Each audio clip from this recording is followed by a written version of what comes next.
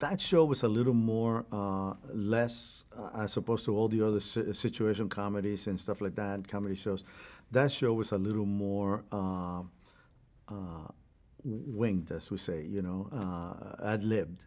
The people, Jim Carrey and all these people that were there, he was great. Their whole thing was improvisation. So we kind of, Paul Miller, who directed the show, and we kind of zone, as opposed to now things like All in the Family, very scripted show. I have my shots, this, a close up here, a close up there, a head to toe, whatever it was. This show was kind of zone for the cameras because you never knew what they were going to do till they did it. And then that show was taped, so sometimes we'd do it 2 or 3 times, 4 times, depending on how they felt. So it was more ad-lib, and for us, it was kind of in a zone situation. Everybody kind of had their zones to see, what they were going to do. So it's a little more freelance, as far as cameras and everybody. And more so, like something with comparing it with the Carol Burnett show. Oh yeah, no, it's totally different. Yeah, Carol Burnett show was very scripted, very, their stuff was very once it was set, it was set. They would do, like a Broadway play. There's no ad-libbing or anything like that. It was pretty much set. But Living Color wasn't like that because it was about a bunch of guys getting together. They had an idea, and then, okay, let's see what happens, and you never know what Jim Carrey was going to do. One minute he was a chicken, the next minute he was something else, a bird, this bird that he used to do and stuff, and you never know when that was going to come out, So, yeah. Did they seem to change what they were doing based on the audience? Yes.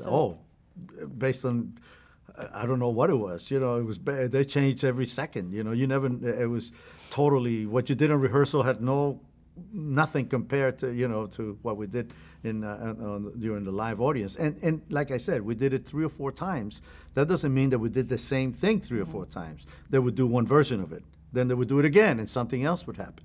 Then they'd do it again and something else would happen. See? So it was kind of improv all the way. So you really had to be paying attention. Oh yeah, you had to be paying attention all the time, because you never know. One minute he would run into the audience. Who knew? And do his chicken thing and whatever. I don't think it's a matter of preference. I think it's a matter of you have to adapt to the to whatever the show demands. I think that as an operator, my job is there to capture whatever happens at the time, and whether it's scripted, very scripted, music, very musical, or ad-lib, like we did in Living Color. So, it has different. Every show has different requirements for the operators, and that's what. Like I said, they're separate. Some guys are good at doing one thing. Some guys are doing other things. Sports guys, they're at living every second. They never know. So they have their own requirements that they need to pay attention to. Same with us. Same in variety. The scripted shows. For certain situations, a scripted show is great because you know exactly what you're going to do. For ad-lib shows, some people, wing and ad-lib a lot. Let's say, like I worked on the MTV Awards. Okay, that's a young, new show that now is all run by young people, young kids and stuff, even the director and stuff, and they don't like to script anything.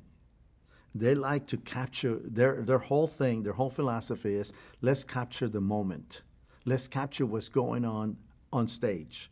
So they don't give parameters to anybody, to whether it's a musical group or anybody.